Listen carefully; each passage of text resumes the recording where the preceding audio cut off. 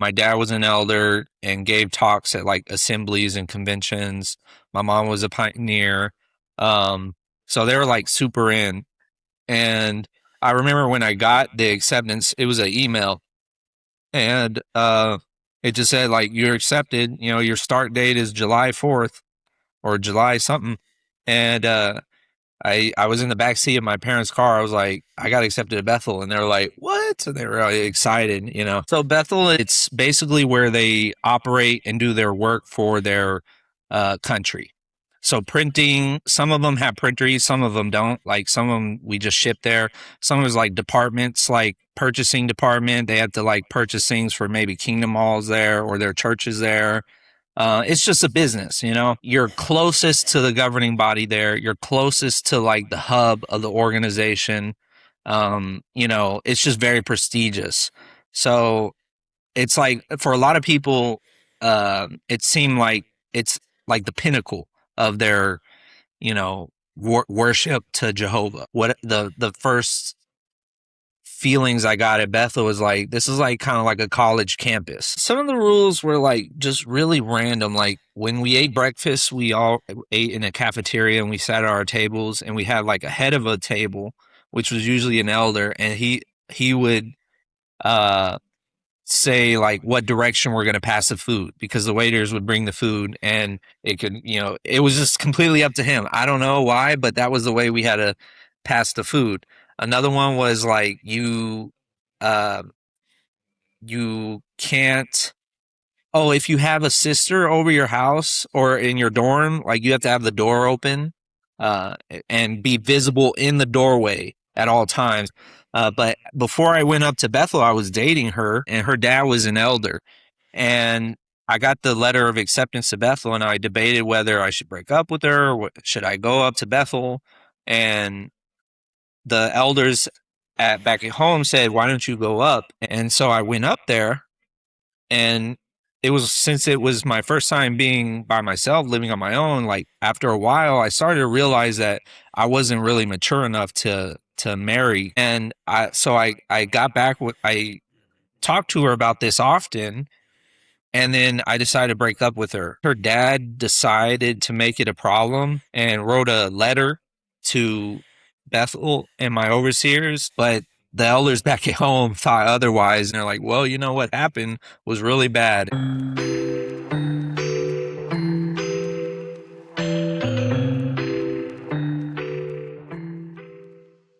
Before we get into your Bethelite story and that build up and that crescendo of you being there, you mentioned something about Nathan Noor, and you said Jehovah's Witnesses should know about Nathan Noor, but there wasn't really much detail, and I tried to research and I wasn't really understanding. What was it you wanted Jehovah's Witnesses to know about Nathan Noor? Because that seemed to be important. Well, the way the leadership worked at for Jehovah's Witnesses, it was founded with Charles Taze Russell, and then when he died, Judge Rutherford took over J.R. Rutherford, and then J.R. Rutherford's successor is Nathan Noor, and so he was kind of the last of the presidency, because it used to just be a president structure. And then they switched over to the governing body after Nathan. And Nathan was actually against the governing body. He didn't want a body. He was basically like the chief executive. Whatever he said, would be the final decision. And so while I was up there, I knew people that, because I think he died in like the 70s, early 70s. I knew people that knew him, like elderly ones. So he was kind of the last bit of that era of the sole chief executive person over everything before they switched to the governing body. Gotcha. And I'm assuming he ran it way differently than how it is now. Like it was a totally different organization under him. Yeah.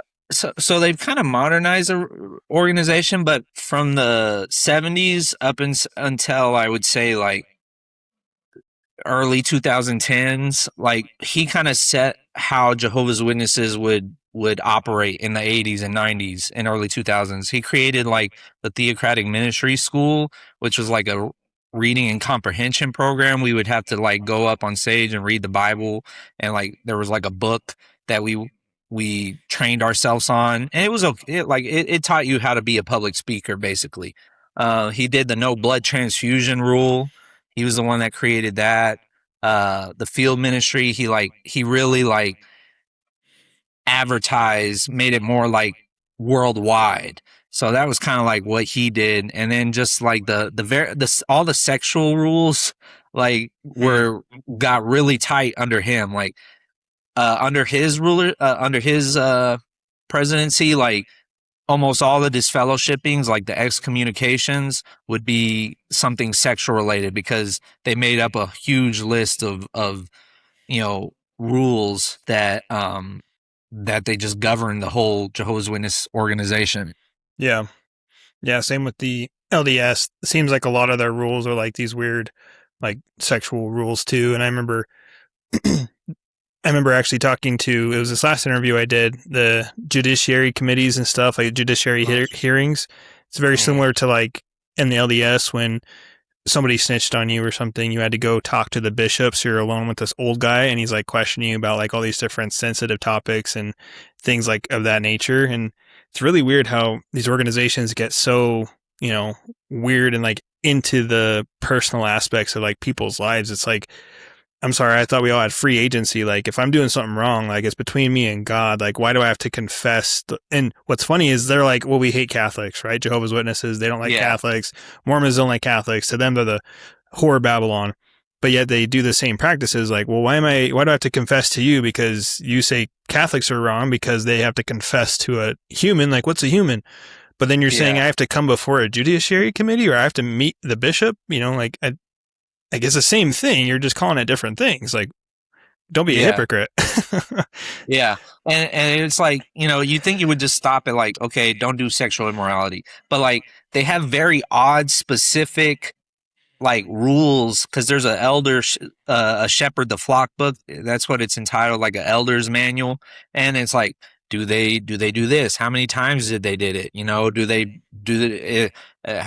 they heavy petting, stuff like that. It's just very, very specific. That's so weird. Yeah. But I mean, at the end of the day, it's all about control and it's all about how you can control them. And I mean, if you can control them in that way, what other way can't you control them? I mean, if you give them control over that, there's really nothing much left after, Anyway, so I thought that was interesting. So maybe explain to the viewer, someone who's not familiar with Jehovah's Witnesses, what is Bethel? Like, what is the big deal around being a Bethelite? So Bethel is like, they have Bethels in all sorts of countries, but it's basically where they operate and do their work for their country. So printing, some of them have printers, some of them don't. Like some of them we just ship there. Some of it's like departments, like purchasing department. They have to like purchase things for maybe Kingdom Halls there or their churches there. It's just a business, They have, in order to like oversee like a certain area, you're going to have like some sort of headquarters in the area and certain departments that plan the conventions, plan the building of the halls and like that. Where I was in Walk Hill. There's 3 like campuses basically in New York, and the world headquarters is in New York for the entire Jehovah's Witness organization. But that one's located in Warwick, New York. I was in Walk Hill. It was a printery. We had a bindery there. We had like, it's also a farm. It used to be a farm in the 70s. And it still operates as a farm, but they kind of like have their own cows and berries and trees, orchards and stuff. And I don't recall the reason why they had that at the time. I think they just want to sustain more on themselves, but yeah, that's basically what it is. Okay. It's like a headquarters. Gotcha. So I guess if that's the case, then, I mean, it appears when, talking to Jehovah's Witness, it appears like Bethel is like a rite of passage. It's almost like if you get accepted into Bethel, it's almost like going to an ivory school, like something that's really sought after and really promoted heavily. Why is that? It's just seen, I think it's just become like such a legend or like a legacy. Like and you're closest to the governing body there. You're closest to like the hub of the organization. It's just very prestigious. So it's like for a lot of people, it seemed like it's like the pinnacle of their, worship to Jehovah. Gotcha. So you're basically like, you're one step closer to God. Essentially, if you're there, you kind of have a lower tier of just, normal, churchgoers, and then you have the tier of like, hey, you're at Bethel. Like, in a way, it's almost like you're higher than, like a local elder or something like that, because you're working for basically Jehovah at that point, like directly. Like Bethel is basically the watchtower. Yeah, exactly. That's, it's the whole leading of the organization, and you're working there. You're working at the headquarters. So yeah, it's very prestigious. And so how do you even apply? Do you just like submit a resume? Do they put you through like a probation? Like, hey, if you jump through all these hoops in this amount of time and you do this in this amount of time, like we'll take a look at you. Like, how do you even get in? It's just a application. It's called the A19 application. And it's a full-time. They have a full-time and a part-time application if you want to come up there temporarily. And full-time is like, I think they expect you to stay at least a year. And it's really just, it asks some questions on there like how long you've been baptized, how long are you serving as a servant, do you view yourself as like a other sheep or anointed person, um, how long have you pioneered, which is like a certain uh, ministry schedule. Like you go out in the ministry for more hours as a pioneer. And then you have to get recommendations from your elders. Like I think on the paper they have to like write recommendations. Like, do we think he's good? And I think it's almost like a grading system. Like I think they have like a A to F. Like if you know they have like three elders, and each elder will give their own opinion about you, and then it goes to the circuit overseer, uh, which is kind of like a branch manager, and then the branch manager sends it to headquarters and they review it.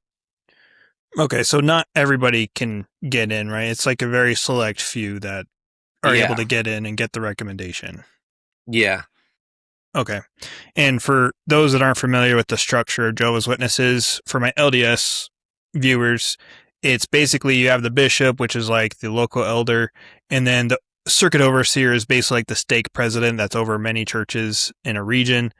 And for the Whimscog viewer, basically Bethel, it sounds like, being pastoral staff, like you're working directly for the organization itself.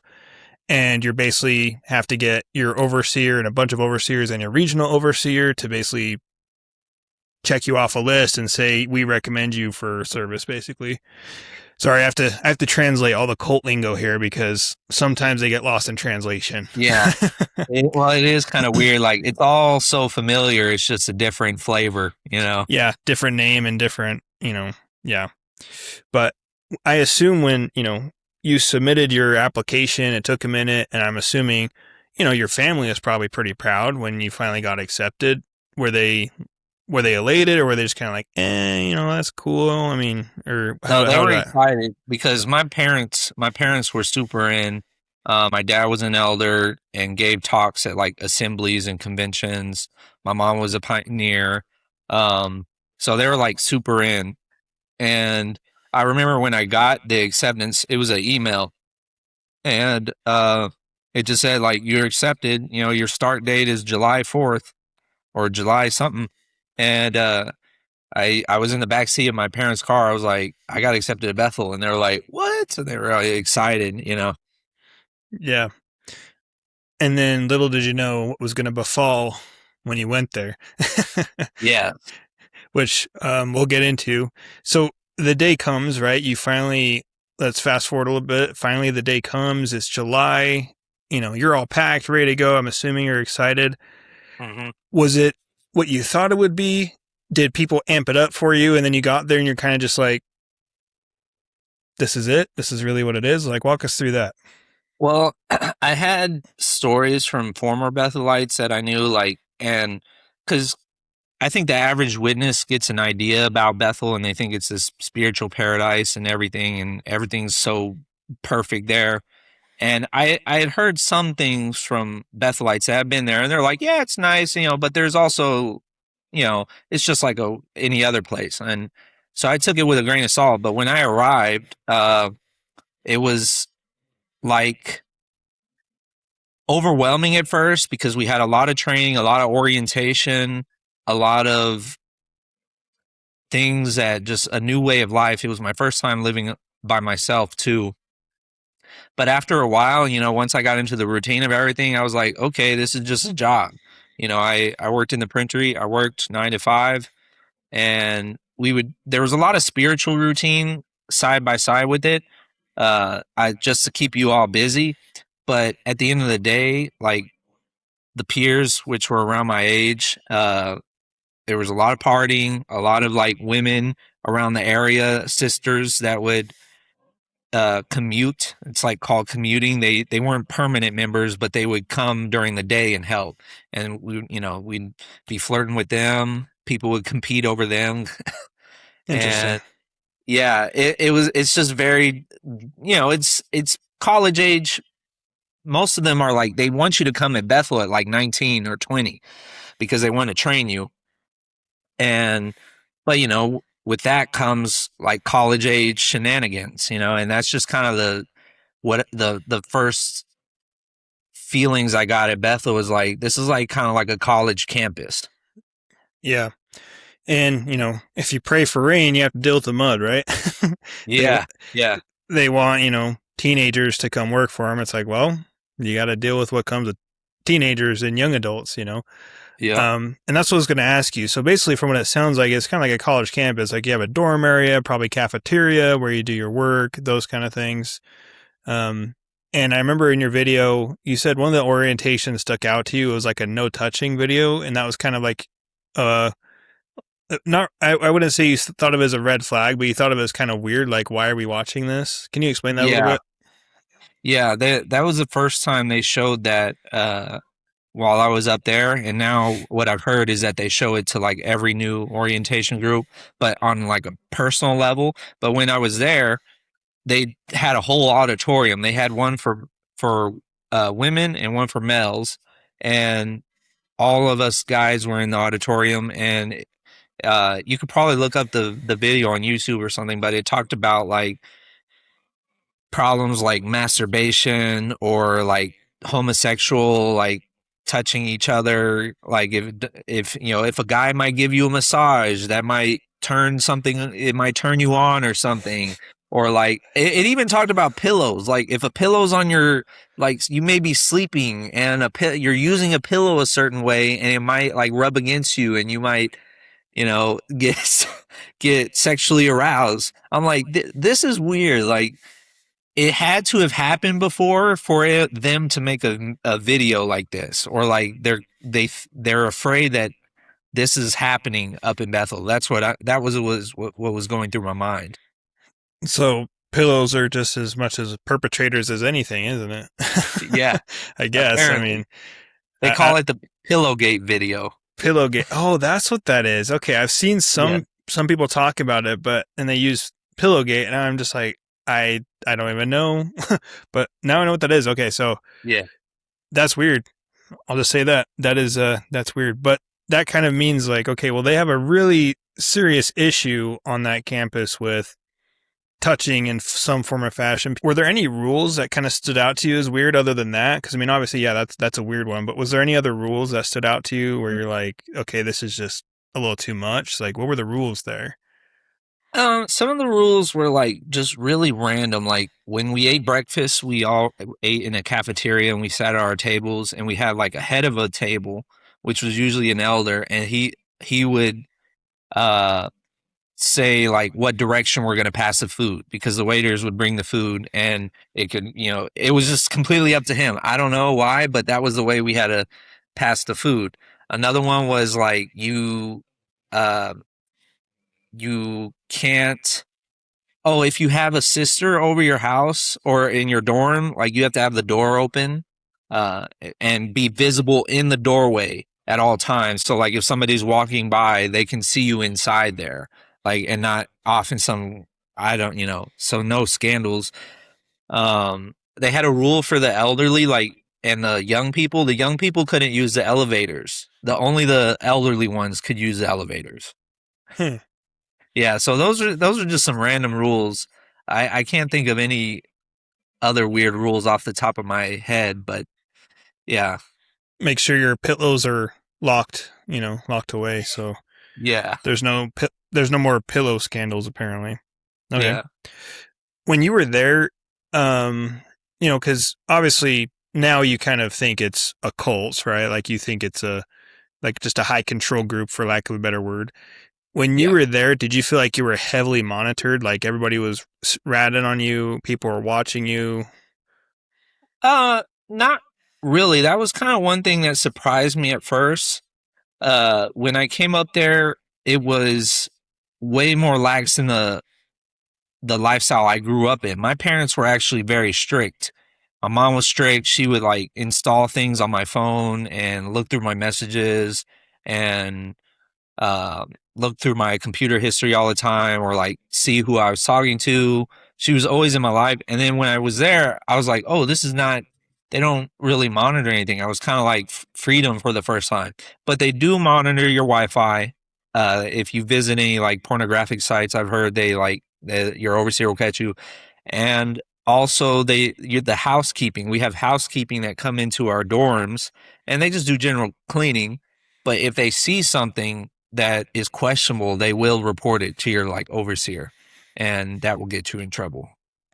Gotcha. Because usually, at least in my experience, the higher you go up in a cult, the higher you go up in these high demand groups, the more they try to control you, the more they monitor you, and they're taking photos of you, they're writing stuff down about you. I mean, there's constantly like snitching on you and writing stuff about you, and have a lot of Oh, you ways to definitely, monitor you. yeah, you definitely have a file. Your overseer keeps a file on you. Your elders and your congregation keep and they keep kind of like a report on you, and they definitely do that on your reputation. But one thing that I found surprising is that they didn't even have security cameras up there. Not to my knowledge. I didn't on the outside premises, but like I thought they would have security cameras inside, but they really don't. Or microphones bugged under the table or in Yeah, your pillow, because back to the pillow thing. yeah. Gotcha. Um, when you were up there, did you feel like a lot of pressure? Did you feel like you had to perform because your family, because you're kind of the pinnacle of your family, right? Like you're at Bethel, you feel like you couldn't let your family down. Did you feel a lot of pressure as far as like having to do exactly everything correct all the time and stuff like that? Yeah, I'm like, this is the highlight of my spiritual career with Jehovah's Witnesses. So I'm like trying to do everything, and they really have a full agenda there. You have to do your job 9 to 5. You have to usually they have like 2 or 3 different meetings during the week that are you have to go to. You have to put your suit and tie on and everything right after you get off to work. You have to go to the auditorium, do these studies. It's like an hour long. You have to do these classes. On top of that, you have to go to your congregation, go out in the field ministry, go attend meetings, and it's just nonstop. So I remember uh, the first time the first week, I was just so exhausted. I came home with my suit on, and I sat on the couch just to like relax. And next thing I know, I'm waking up to my alarm to go to morning worship, and I'm still in my like suit.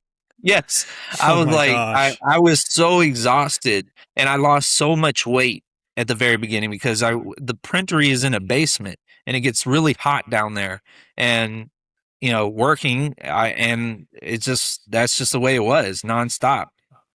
And how much did you make while you were doing this? Because this is your full time job. How much are you making?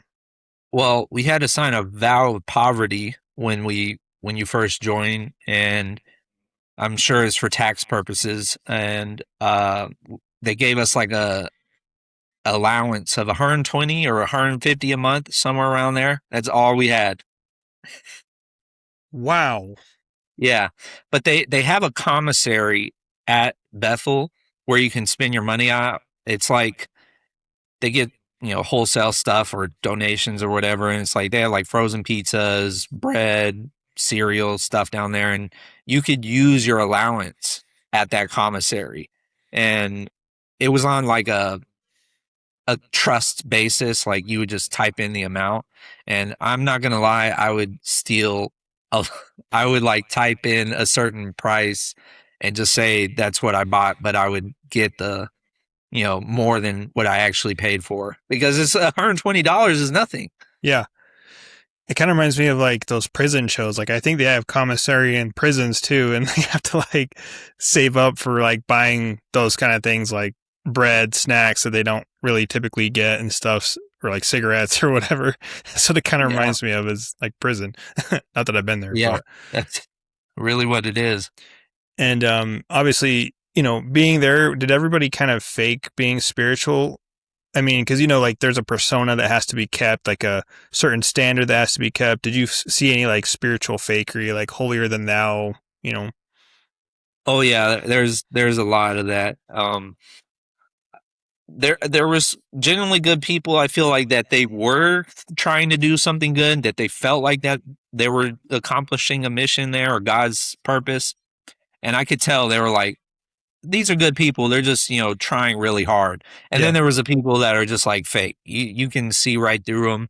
They're there for like status symbols, and they speak really eloquent and act really holy. And then I would see them like, I really knew them, and they weren't that way at all. They were just like normal people. You could see through the facade instantly. They're just really expert manipulators, basically. Yes. They could Yes. put up a front and everybody kind of bought it, but behind the closed doors, you're kind of like, okay, I know who you are. Yeah. Like with around friends, they'd be acting like a certain way. And then when it comes to people they need to impress, like their overseer for like, if they want a better position, they act all, I love this scripture because this, and they would be, it's just too double faced. Yeah. That double standard there. What is something that you think most Jehovah's Witnesses wouldn't believe happened at Bethel, even if you slapped them in the face with a fact or a photo? Sexual assault. I've heard stories where your roommate like drugged somebody, and I feel like it. I heard a story where like the organization paid a family off, but I heard enough of these stories that it had to be true, where their roommate would like try to put something in their drink or their food and drug them, and then do things to them at night. And Dang. yes, I heard stories like that, and I can't confirm that they're true, but they were told enough that I'm like, this has to be some sort of truth to it, because how in the world are these stories being told at like the most holiest place? Yeah. I heard my friend that worked in the infirmary. There was one time where there was an older one that, because as a Bethelite, you could live there for your entire life. Some people do. And so they get really old, and they were taking care of this one elderly person, and the guy that was training him was like, watch. And he slapped him. He slapped the comatose older gentleman, and said like, watch, he'll do nothing. He slapped him. I was like, no way he did that. And he was like, yes, he was trained. Brought him into the room and did that. I've heard crazy stories like that. And, any Jehovah's Witnesses watching, they'll probably be like, there's no way that happens at our Bethel. There's no way that happens at, and the thing is, though, is as I've learned, talking to many different Jehovah's Witnesses all over the world, I've talked to some in Australia, New Zealand, Norway, like all over the place, America, obviously. And the stories are always very similar. There's always an abuse case. There's always a essay case. There's always a, and so it's very believable because, there's a common denominator within these stories, and why would they be spreading it if it's not true, because I know everyone says, well, they're apostates, they lie, they this and that. But this is coming from Bethel. Like, you would think they would want to uphold the image as much as possible. They wouldn't want this to get out. But then why is everybody talking about it and admitting to it? You know?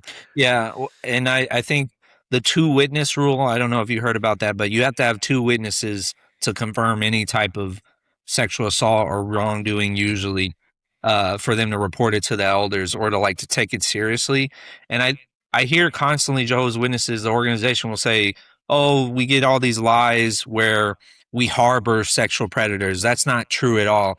And that may be the case. They're not trying to like shield these people, but that rule, people will exploit that rule. There's bad people that will come in and be like, oh, they know it's easier to get away with things because of that two witness rule. And they can go get it as long as they're just sexually assaulting one person. Who are the other witnesses? You know, Yeah. they can get away with it. That's what I was thinking. That creates a dangerous loophole for predators to exploit, you know. And I've actually heard stories about that too, where, you know, there is no other witness. Like, who's going to be like, hey, I'm going to assault this person, but wait, I need to go find somebody else to watch me. Yeah, Like no one thinks like that. Like, yeah. what? And that's It their always criteria. happens in private. Yeah. Yeah, that's wild. Obviously, you know, I'm sure there was favoritism in Bethel, as far as like the elders or the people, the higher ups there, your leaders. You know, but they claim, oh, we should worship God, we should only admire God, follow God. But I feel like every organization says this, but then again, behind closed doors, you have these leaders that probably demand respect, almost like you bow to every single one of their whims and they love it. Did you experience anything like that where they had this facade of holiness, humbleness, but in reality, they loved the power, they loved the status? Oh yeah, a lot of overseers in the printery. Um, the printery had like a real macho type problem, and that's just how it was. Like, you know, it was almost like a hazing thing. If you don't listen to them, they're gonna humiliate you, and they could humiliate you in front of your other peers, you know, and talk terribly to you, and that's just how it was. Yeah. A lot of favoritism, a lot of clicks. It's all about who you know. And, you know, Exactly. if they see you, I'm assuming if they see you have real potential, you kind of get put more on a pedestal, you get more work, or you get more, I guess, what you call blessings or something like that. Yeah. Cause they see, even down to even down to how you look, because I remember one of my friends that got accepted in our group, he looked, you know, he was just well put together, and they used him for a Jesus video in one of our conventions, and really, like he got promoted really fast. Like he was, the first assignment he had was like somewhere in the office, and then and I think he worked in the public relations department because just he looked good. You know, they that's just how it is sometimes. He spoke good, he looked good, and you're gonna get put in certain places. yeah. Did you see any form of like racism or anything at the Bethel? Yes, I one of our first group of friends that was in our group was a Korean, and there was a Korean group that always hung out at Bethel, and like I never saw them hang out with anybody else except other Koreans. And my friend that was in our starting group, we try to get like uh you know, a reunion, be like, oh, you know, you were in our group, why don't you come out to dinner with us? And he said white people scare me. I don't blame him, but but like I It's was not like, wrong. yeah, this is supposed to be a united organization. Like, I don't see, for me personally, I never saw skin color, you Yeah. know. But you know, that was something that probably he saw and like just didn't want to participate in. I heard from some of my friends who were black, African American, that they were mistreated based on their skin color, that they weren't given certain assignments or positions because they're black, and they've heard racist terms, you know. So I believe it.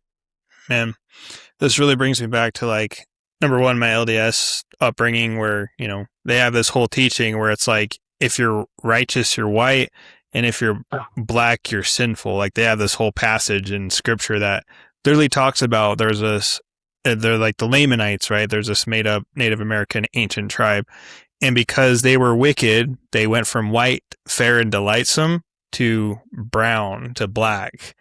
Oh my God. Because it's literally in their scripture. Like you can look it up. It's actually in their scriptures. And so I grew up thinking that, right? Like, and I was told too that they could only go to heaven if they were our slaves. Basically, that was what I was taught. Really wild. Of course, they'll walk it back and be like, oh, that's out of context. It's like, no, it's not. Look at their doctrine. And then in the Korean doomsday cult, Koreans were actually put on a pedestal. And then, so there's Koreans and then there's white and then basically everybody else. And I remember whenever we would do photos, because we would do like worship events, and we take a bunch of photos and stuff, they would make all the white people go up front and then everybody else was in the back. So like all the white people would be up front and everyone else would be in the back. But they started getting called out for it. And so now, like, if you look at some of the photos, like you'll see it all mixed now, but it wasn't like that before because now they got called out for it and they change and they adapt, just like how governing body adapts a lot of things too, because they get called out.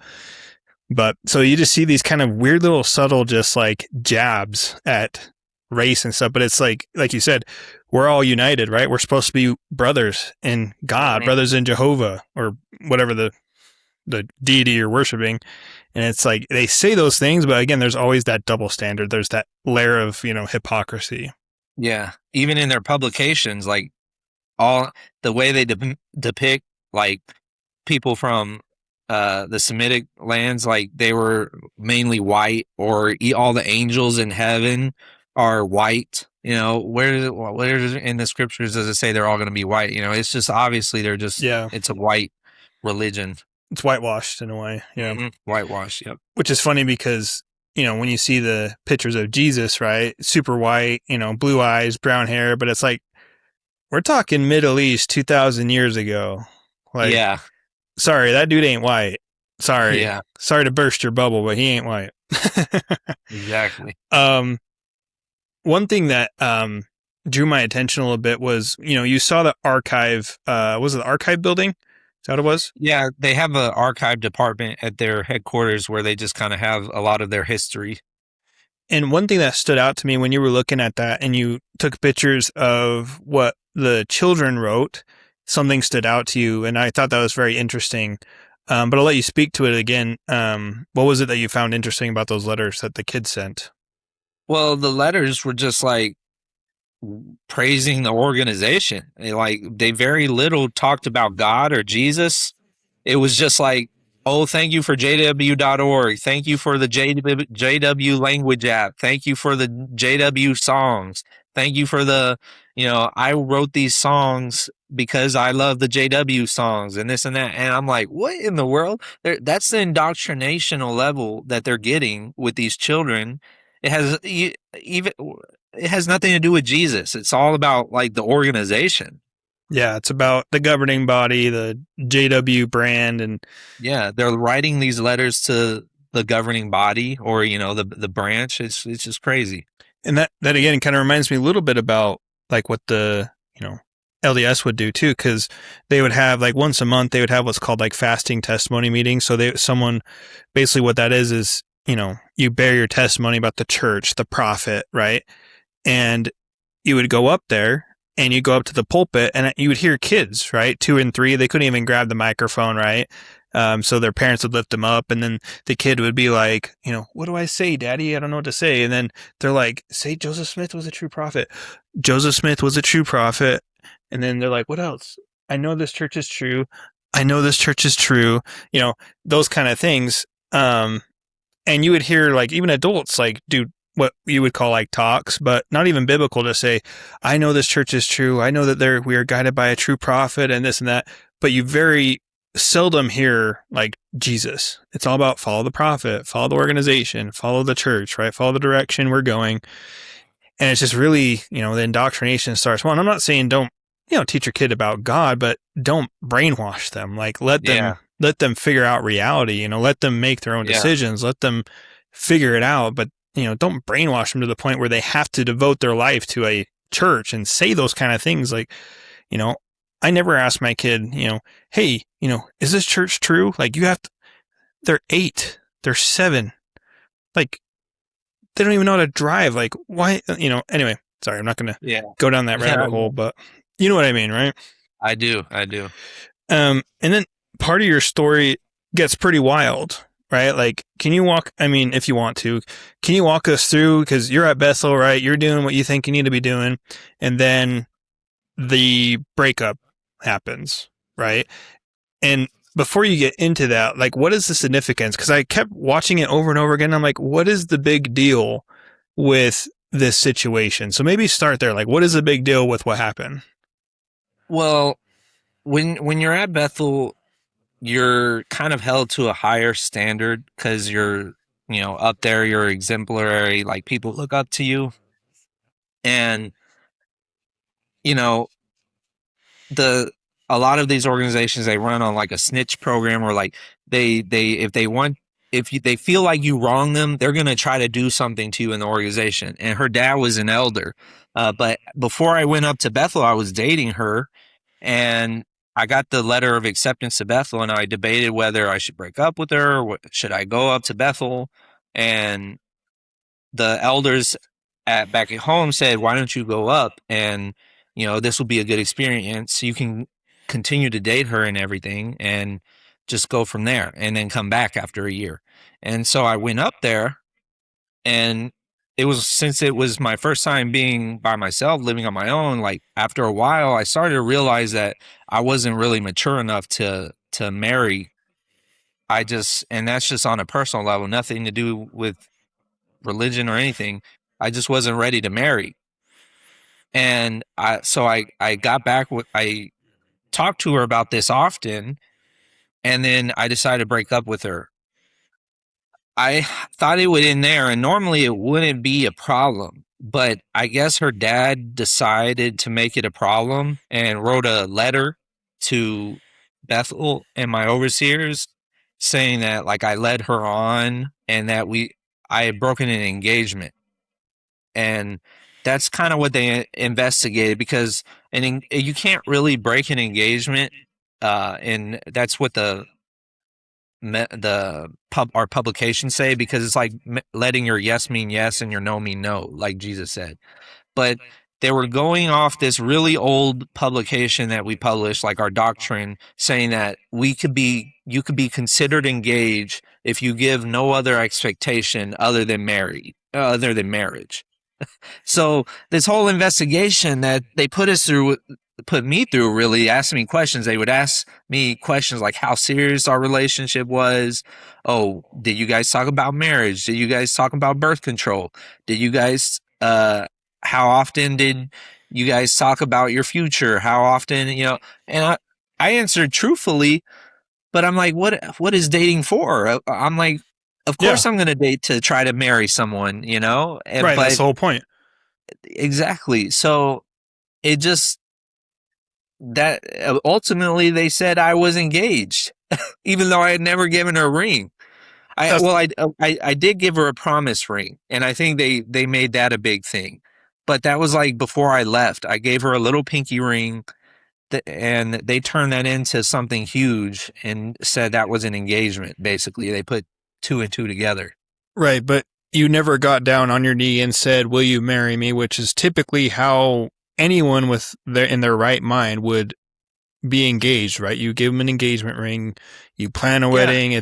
We would have planned a wedding. We would have had a date. I would have given her, she would have had a ring on her finger. And what's even weirder is, like, okay, if it was that serious and there was an engagement and there was, all these things that they're alleging, right? You were super serious and you broke off an engagement. Why on earth did she not write to you if it was that serious? Exactly. That is one thing that I didn't know why, because like I really loved her, and I was like, if she really felt like I wronged her, why wasn't she the one that wrote the letter to Bethel? Instead, it was her dad and like the body of elders too. It was like the other elders at that congregation that wrote it. They all kind of wrote and signed off on this letter and sent it to Bethel. And to me, it just is like your daughter's heart got broken and you just had it out for me. That's Revenge. what it felt like. Yeah, it felt like revenge. Yeah. Which, in my opinion, right, if I'm the dad and I have 2 girls, right, and the guy, let's say my daughter is pushing marriage on somebody, and and it's funny because he said, I'm not mature enough to be married, right? But that's a very mature thing to say, right? Like, that's you're looking out for her because you're like, hey, you know what? I love you, but I'm not ready yet. And I would hope that anyone whom is marriage material in the right mind would be like, oh, he's taking this seriously. He's not just going to jump into this. Like, this is a real, this is a real man. This is someone who wants to do what's right. And I would see that as a dad and be like, oh, maybe he's right, but maybe one day he is the perfect one because, a mature person would say that. Somebody who genuinely cares about my daughter would say something like that. Like, hey, I'm not ready, but I'm not saying no either, but I'm just not ready, but it's so weird why is it all the elders had to get involved in this seemingly meaningless situation where it's like, okay, yeah, a heart got broken, right? But at the same time, what does it have to do with all these elders? Yeah. Why are they ganging up on you just to, I mean, that's pretty petty in my opinion, but again, a cult's going to do what a cult's going to do. Was there like a judiciary hearing for this or? Yeah, I had 2 Bethel elders. One was like from my local congregation up there, and another one was like somebody I'd never even met before. Like that was the person, and I never got to hear I never got to read the letter. I never got to hear anything about it. All they did was interrogate me and ask me questions. It really felt like a guilty until proven innocent. Not innocent until proven guilty. I mean, that's basically how cults work. Yeah. They are always innocent until proven guilty, but their own members always guilty until proven innocent. It's pretty wild. And then, so I guess my question still remains then, like, why is this such a big deal with Bethel? Like, cause I assume, okay, like is marriage not allowed there? Like, is breaking up with something? Like, so what is the underlying problem here of why this is affecting your Bethelite ministry? It's not really, it's not even just a Bethel thing. You could get in trouble for this in your local congregation if you broke an engagement. It's just a rule book type of thing. They have a rule in the elders manual that it's let your yes mean yes, no mean no. Okay, I see. Now their interpretation of what an engagement is something crazy. It's subjective, apparently. It's subjective, apparently. If you feel like you're going to get married, that's enough to be engaged. But right, that's why it affected me, because it was just kind of across the board thing. It's like one of their rules and that would affect my exemplary status, whether I was, an example in the congregation, and that's why they determined that I wasn't. I had ended an engagement, and then they said I had to leave. So, was there anything you could do about it? Like, or they're just like, hey, we made up our mind. You're done. You got this much time and we need you out of here. Yeah, there was nothing I could do. Anything that you try to do, you're probably going to be seen as rebellious. You just got to take the counsel. Yeah. And they did give me they said I could kind of pick my end date within the next month or 2, so they were kind of generous on that. But after that, they were like, yeah, you can't be up here anymore. That is so wild. That is crazy. Mm-hmm. So all that work, just because you thought you're making a mature decision, that's what ended everything just like that. Yep. That is crazy. Dang. And so, I had a pretty good reputation. I thought of my service I had done in the organization up until then. I had been a pioneer for 10 years. I was a servant, which is basically kind of like a deacon, for 3 years. I had never gotten in trouble. I had never been. I was just always a faithful person, and they took none of that into consideration. It was just this one little slip up, but they always talk about Jehovah's love, Jehovah's grace, Jehovah's mercy.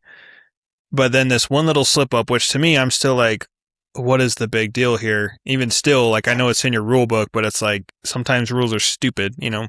Yeah. And, you know, Jehovah's love, Jehovah's grace, but except for you, right? Except for Yeah. you, because Hmm. we're gonna ruin your reputation. It almost sounds like it almost sounds defamatory, right? Like all this, like they're ruining your reputation. Hmm. They're telling you to leave, which means you have to go back home. And of course, when you go back home, I assume people are going to be like, what happened? Like, well, why are you not at Yeah. Bethel? Like, you know, and you don't want to have that conversation with literally everybody who thinks Yeah. you're at Bethel still. And then it's like, so walk us through that. Obviously you had to go through that. How was that going back to your congregation and basically having to deal with that?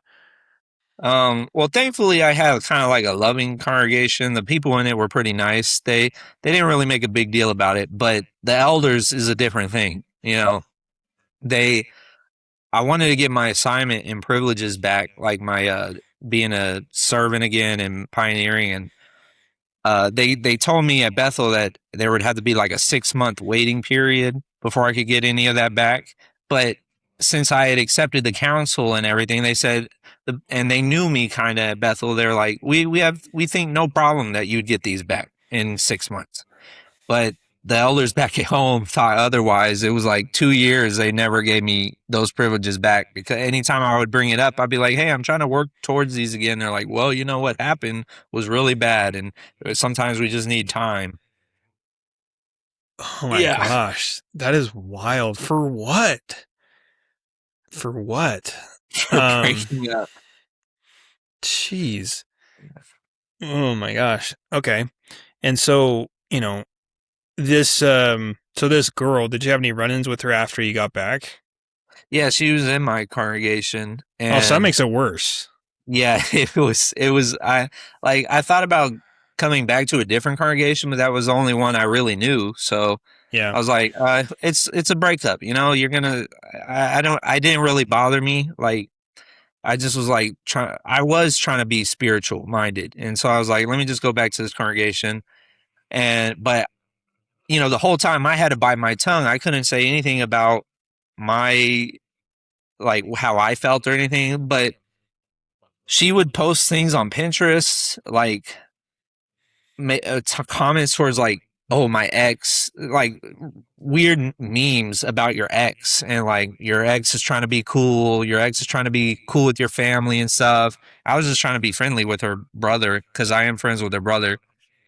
And I was like, I would show this to the elders. I'm like, look what she's posting, and it's obviously about me, and like this is not right. And they're like, well, you know, she's just upset, you know. No, she's a narcissist. That's what she is. Yeah. I'm saying it, not you. I'm saying it. So if she's watching it, that's from me, not you. Okay. You. Just Yeah. kidding. Okay. So then kind of walk me through here. So this probably started, I would imagine, like you're fading out, if you will, because it sounds like you kind of faded out over the course of time. Is that what I'm understanding? Yeah. So like I actually didn't fade for a long time after that, because that was like 2019 or 2018, and I didn't leave till I actually went back up to New York to try to, like, because I felt like I had lost my time there. I didn't get to like do an assignment, and so I tried to go back up to commute, to like be a commuter. And it was, you know, years later that I decided to fade away, because that's when like one of our big wigs, Tony Morris, the governing body member, he got kicked out of as a governing body member. And then I started like doubting, and then I started like looking back on everything that kind of happened to me, and it just kind of like affirmed my doubts, and I just started connecting the dots. So you kind of started seeing over time all these different, you know, disconnects of whether that be Mhm. doctrine, whether that be how they treat you, whether that be, you know, all these little subtle things. And then you started just kind of seeing them compile over, you kind of look back and you're like, oh man, you know, and Yeah. that's what's interesting is like, no matter which cult we're talking about here, there's always that one spark. And it's not a very big spark, but it's a spark that ignites something in you. And again, it's little, but it gets you to look back and it gets you to see like all these red flags that you just completely ignored and completely like just buried start popping up again, and then it just, you see this army of red flags behind you, and you're just like, holy crap. Like, and then it all just starts falling in line like a domino effect, and pretty soon you're like, I can't do this anymore. Like, I gotta leave. I gotta figure out how to, get out of here. So walk us through that process, because obviously, like in my cult, I knew that as soon as I left and stepped away, and especially if once I started speaking out, I knew that all my friends, my family, my community, everything I have worked for my entire existence being in there, I knew it was gone. I knew it was done. And I knew that pain and fear and anguish was going to come. So walk us through your process. When you stepped away, what happened? Well, yeah, that's how cults put the pressure on you, because I couldn't have any outside friends or outside relationships really. Everything I knew was in the cult, and that was like one of the biggest fears is leaving, because I was like, maybe part of it was even like wanting to make my parents happy, and because when you're in a cult, like, you're always in servitude, you're always like making other people happy, you never really focus on yourself. And so I kind of like just realized that I was kind of raised that way, and my mentality is geared that way. So even when I knew it was wrong, I was like, maybe I'll stay in for a little bit until some other bigger changes. That way it's like less on my parents or my grandparents. I don't want them, they might not understand. And I try to like rationalize even staying in, but the weight was just too unbearable for me, and I was like, I can't. I just got to rip it off on like a Band-Aid and leave. I switched congregations, so like the other congregation didn't know me. Made it easier. And yeah, and then I just disappeared. Once I switched congregations, I went to like one meeting, and then I just stopped showing up. They never really got to know me, and thankfully I have a brother that left 16 years before me. Like, we kicked him out of our house, and because he was like kind of just rebellious, not even really rebellious, but to us he was rebellious. We kicked him Yeah. out, and he started living his own life and built his own life. For 16 years I'd never talked to him, and I reconnected with him because I really didn't know anybody uh, when I left. And he, like, I lived with him for a while. I reconnected with him. I got to meet my nephew, and he kind of like helped me get my footing in the real world. Yeah. Isn't it amazing how at the flip of just a simple, like, hey, I don't agree with you theologically anymore, your whole family, your community completely turns on you. But Oh yet, yeah. but yet the worldly people, right? Like your brother, your nephew, like the worldly people, the people of Satan's system, they're there to pick up the pieces. They show you how to, they're actually there for you when no one else, at the end of the day, when no one else is, what's left for you? The worldly people that you forsook and shunned and, basically kicked to the curb for years and years and years. And that's how every cult works, right?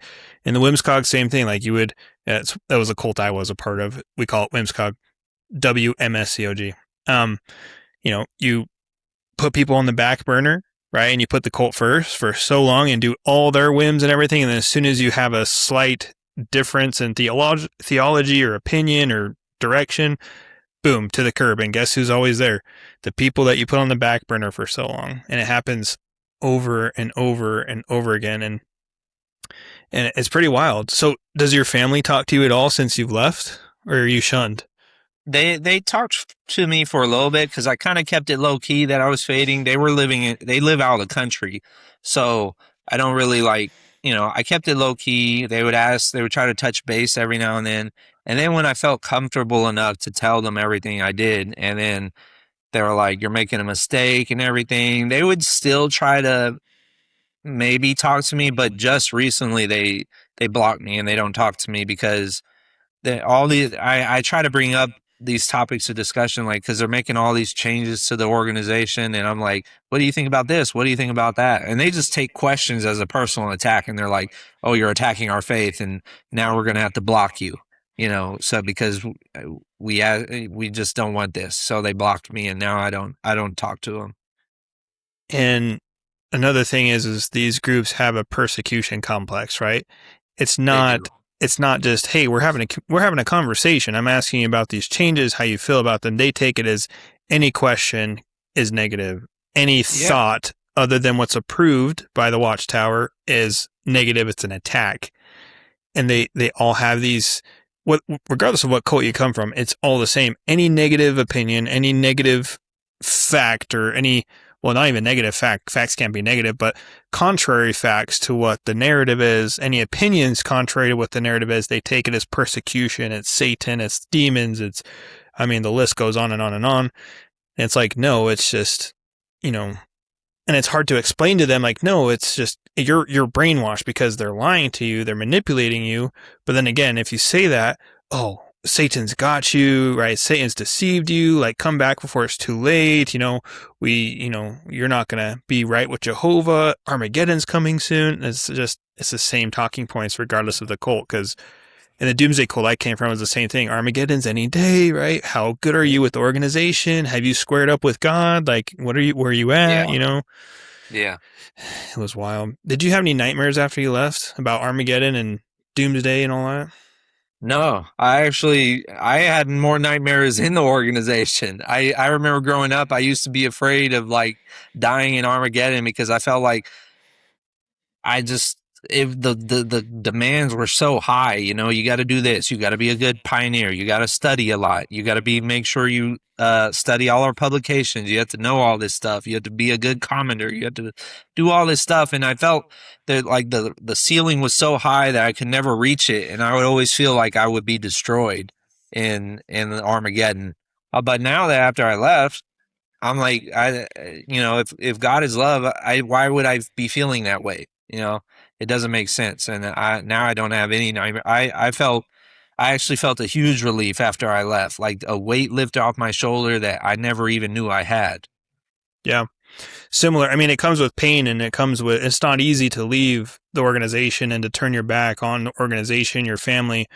But at the same time, it's a lot more painful to live a lie, I've found as well. Mm-hmm. And same thing with me, like when I was in the Doomsday cult, I was always having nightmares about Armageddon. I was always having nightmares about, World War III, nukes, like constantly waking up in sweats. Like every time I heard a noise at night, oh, is it the time, like, Mm-hmm. and that really wears on your mental health. I mean, it's like your emotions are completely fried by the end of it, because you're just like, I'm tired of being scared. Like, I can't be scared anymore. Like, I have no more fear to give at this point, because it's just squoze out of me over decades, Mm-hmm. But yeah, it's this whole cult thing, man, it's so wild, and it's sad that there's still people stuck in it that just keep buying it, keep drinking the Kool-Aid as it was, and they just keep whatever the governing body says, or whatever the prophet says, or whatever, we believe that in my Korean Doomsday cult, we believed an 84-year-old woman in Korea was God. Like, whatever God the mother said, like all these different things. It's, instead of using our thoughts and be like, okay, why am I doing this? Right? I shouldn't, everyone around me is saying, oh, aren't you so happy? Aren't you so peaceful? You're in God's organization. You're in the truth, right? We called ourselves the truth. You're in the truth. Aren't you so happy? Aren't you so joyful? It's like, mentally, yeah, I'm supposed to be, but in my heart, I hate it. Like, it's a miserable existence. Like, I hate even just being here. I hate doing what I'm doing, but in my brain's like, no, yeah, I'm peaceful. I'm joyful. I'm this. Yeah, it's great. Yada, yada, yada. Mm-hmm. But in my heart's like wasting away. Like, it's eating itself almost. Did you feel the same way? Oh yeah, I definitely had cognitive dissonance. Like I always went through the motions like, oh, this is the truth. This is, but deep down inside, I'm like, it just, why can't the end come already and be everything's perfect? Because like, I don't know how much longer I can stay on this treadmill, because they just keep you running and doing all, keep you busy so you can't even think. Yeah. And yeah, it just felt like an endless treadmill. Yeah. And they keep moving the goalposts too, and then they gaslight you. Oh, it's new light. Forget the old light. It's new light. No, this is what we're doing now. Like, they expect you to treat the governing body as, God's mouthpiece, but then in the same breath, they're like, well, they're fallible men. It's like, okay, well, which one is it? is it fallible men or is it they're speaking for God? Like, which one is it? Same with the prophets, right? Oh, they're God's mouthpiece. Well, why do they contradict each other? Oh, well, they're not perfect. It's like, well, do you not see the logic here? Like, I don't get it, man. All right. So it's been an hour. I don't want to take too much more of your time. For last little bit here, maybe take a couple of minutes. If there's any, PMOs that are on the fence, right? They're trying to make that edge, or they're trying to make that decision of, hey, I just need to cut it off, right? This isn't working. I can't live a lie anymore. Do you have any advice that you would give them, or any sort of, encouragement that you would give them? We'll just take a couple of minutes and talk about that. Just be, if you really love the truth, just be diligent about research. You don't have to believe anything.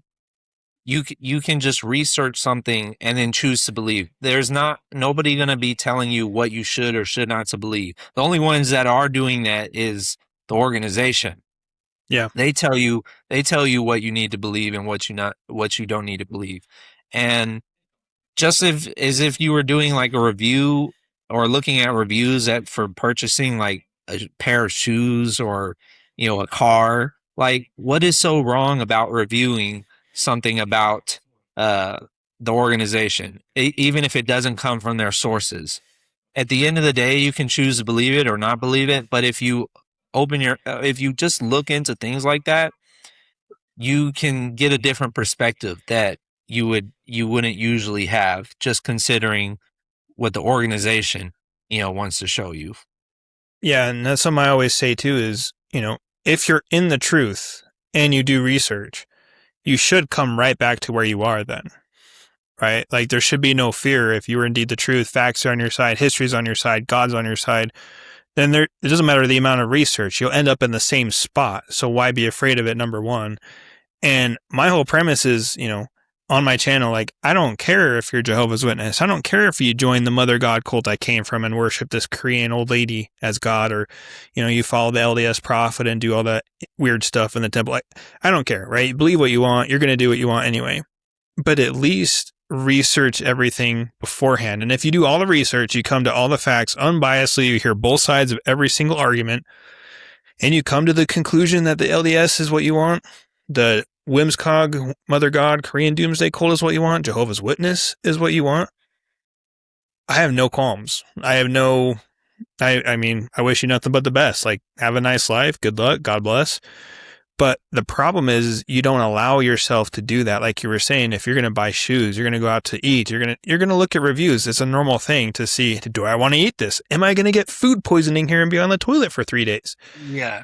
Why do you not do that with your eternal life? If you believe you have a soul and it's heaven or hell, why don't you do that? Why don't you? Yeah. Even if you don't believe in eternal life, it's your physical life that you're going to be doing the rest of your physical life anyway. What do you want to make sure it is what it is, and it is what they're promising, But yeah. Anyway, well, Jonathan, it's been awesome talking to you. I appreciate your time. I appreciate your story. And if there's any viewers here still with us watching, I appreciate you watching. Feel free to subscribe to Jonathan's channel. We're going to collab on this, so go check his stuff out. He has a 4-part series there's a lot more details that he talked about in there. This is kind of just like a brief overview. He really goes into detail. I binge watched him. It's really awesome. Go check out his channel. Again, we're going to collab on this, so you'll see both of our little icons. On the screen, you're going to see a recommended video and a Jehovah's Witness playlist for other ex-Jehovah's Witnesses who've given their testimonies. And other than that, thank you all for joining, and we'll see you on the next one. God bless.